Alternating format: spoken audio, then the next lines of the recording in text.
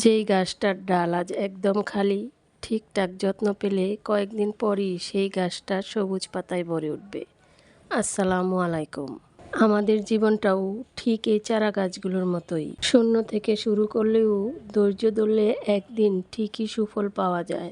বাস্তব জীবনে একটা কথা খুব সত্যি, সংসার বা মন সুন্দর রাখতে হলে সংসার যেমন প্রতিদিন ঝাড়ু দিয়ে গুছিয়ে রাখতে হয়, তেমনি জীবনের পরিচ্ছন্নতার জন্য মনের ভেতরের সব নৈতিবাচক চিন্তা আর হতাশাগুলোকে ঝেড়ে ফেলে দিতে হয়।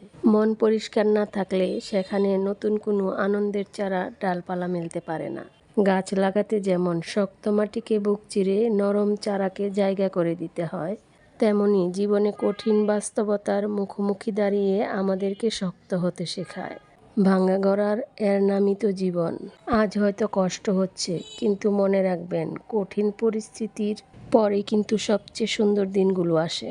ছোট্ট একটা চারা গাছ যেমন একদিন বিশাল ছায়া দেবে, তেমনি আপনার ছোট ছোট সৎ চেষ্টা আর পরিশ্রমে আগামী দিন আপনার সংসারকে সুখে ভরিয়ে দেবে।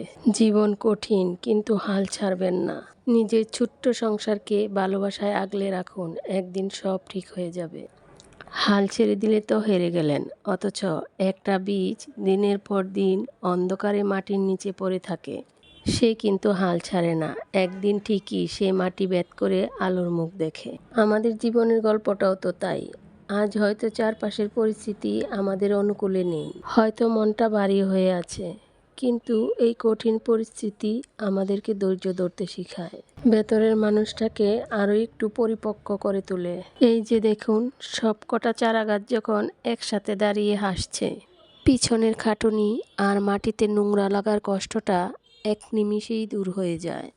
সংসারের চাকাটাও ঠিক এভাবেই ঘুরে।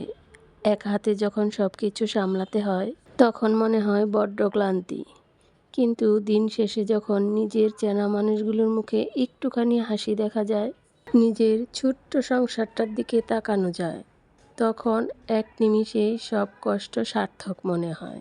গাছগুলো আজ যেমন ছোট, আমাদের স্বপ্নগুলো আজ ছোট ছোট, কিন্তু বিশ্বাস রাখুন, আপনার একটুখানি সততা আর প্রতিদিনের এই নীরব পরিশ্রম আর এক বুক ভালোবাসা দিয়ে আগলে রাখলে এই ছোট্ট সংসারটাই একদিন সুখ শান্তিতে একটা বিশাল বটবৃক্ষের মতো ছায়া দেবে। জীবন যেমনই হোক, তাকে সুন্দর করার দায়িত্ব কিন্তু আমাদের নিজেদেরই।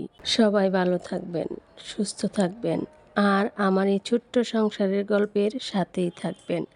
আর ভিডিওটা ভালো লাগলে লাইক, কমেন্ট, শেয়ার করে একটা ফলো দিয়ে আমার পাশে থাকবেন। আল্লাহ হাফেজ।